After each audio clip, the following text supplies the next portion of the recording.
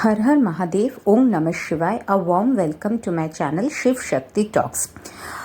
18th October 18ই October হচ্ছে ধানতেরাস। আর ধানতেরাসের দিন সন্ধেবেলা টাইমিংটা হবে 5টা বেজে 9 মিনিট থেকে 6টা বেজে 23 মিনিটের মধ্যে। এই টাইমের মধ্যেই আপনাকে যেটা করতে হবে হচ্ছে যমদূতের উদ্দেশ্যে একটি সর্ষের তেলে প্রদীপ জ্বালাতে হবে।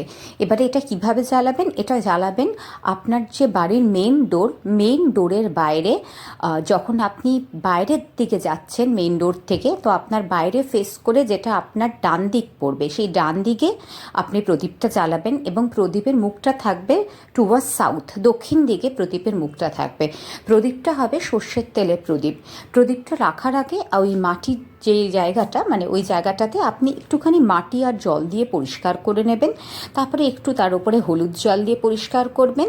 তারপর তার উপরে একটুখানি আতপ চাল রাখবেন, একটুখানি ফুল দিয়ে দেবেন, অল্প করে ফুলের পাপড়ি ছিটিয়ে নেবেন, ওখানে চাল দেবেন এবং তার উপরে একটা মাটির প্রদীপ, সর্ষের তেলের প্রদীপ রাখবেন।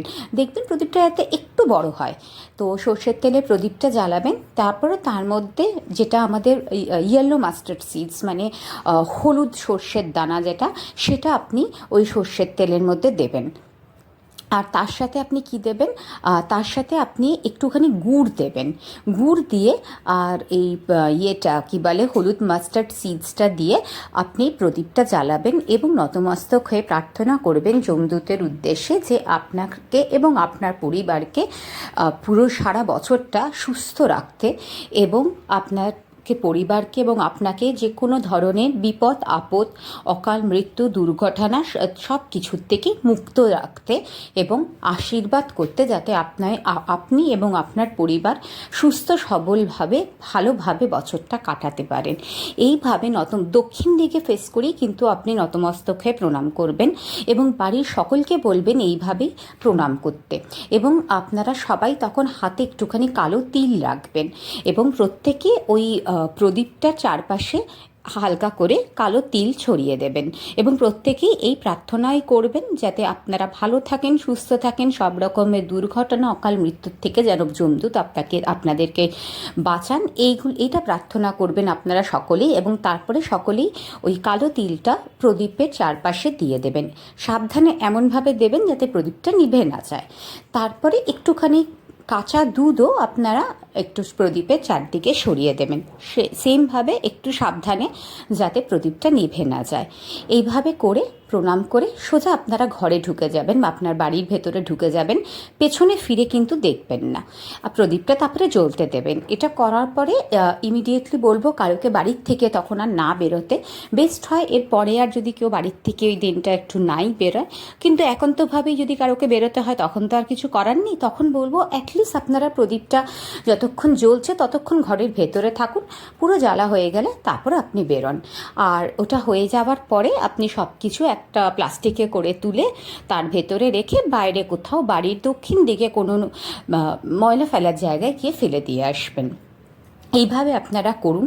আশা করি ভগবানের আশীর্বাদে আপনাদের সকলের এবং আপনাদের পরিবারের এই বছরটা খুব ভালো যাবে। আর একটা কথা, যাদের ধরুন বাড়ির ফেসিংটাই হচ্ছে দক্ষিণ দিকে, তারা কিভাবে এই প্রদীপটা রাখবেন? প্রদীপটার মুখ তো কখনোই আপনার বাড়ির এন্ট্রেন্সের দিকে হবে না, কারণ এখানে তো আমরা বাড়ির থেকে সব রকমের দুর্ঘটনা, সব নেগেটিভিটি আমরা বার করছি। তাই জন্য প্রদীপের মুখটা কিন্তু কখনোই আপনার বাড়ির দিকে হবে না।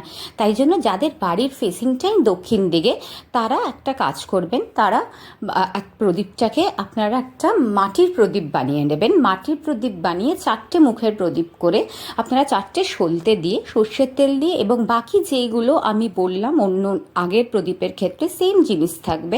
মানে আপনি সর্ষের তেল দেবেন, তার মধ্যে আপনি ইয়েলো মাস্টার্ড সিডস দেবেন, তারপরে তার প্রণাম করে আপনারা চারপাশে কালো তিল এবং কাঁচা দুধ ছড়ানো, আর প্রদীপটা রাখার আগে যেরকমভাবে পরিষ্কার করে নিতে বলেছিলাম মাটি দিয়ে, হলুদ জল দিয়ে এবং একটু ফুলের পাপড়ি আর চাল দিয়ে তার উপরে প্রদীপটা রাখা, এগুলো সব বিধি কিন্তু সেম থাকবে সাউথ ফেসিং বাড়ির জন্যে। শুধু প্রদীপটা হবে 4 মুখের প্রদীপ এবং প্রদীপটা কিন্তু আপনার বাড়ির দিকে ফেস করবেন না, আপনি একটু অন্য দিকে ফেস করে রাখুন, মানে আপনার বাড়ি যখন বেরোচ্ছেন ডান দিকেই রাখবেন, কিন্তু ফেসিংটা হবে আপনার সোজাসুজি আপনার বাড়ির দিকে ফেসিং কোনো মতেই হবে না।